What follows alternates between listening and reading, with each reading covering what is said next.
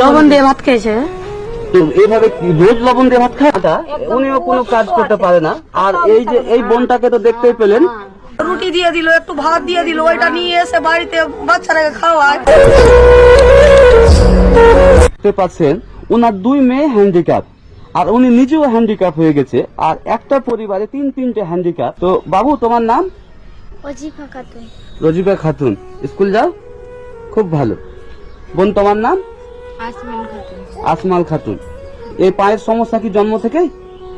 না, জন্ম থেকে নয়, পক্স হয়েছিল। তারপর থেকেই হ্যাঁ। যে দিনকাল যায়?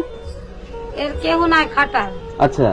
এই বাবা আছে অসুস্থ, হ্যাঁ। আর এই সুগারে, আর এই মেয়েটা হ্যান্ডিক্যাপ আছে। কি ঘুমাও কোথায়? এখানে? হ্যাঁ, এখানেই ঘুমায়। একটা চকিও নেই?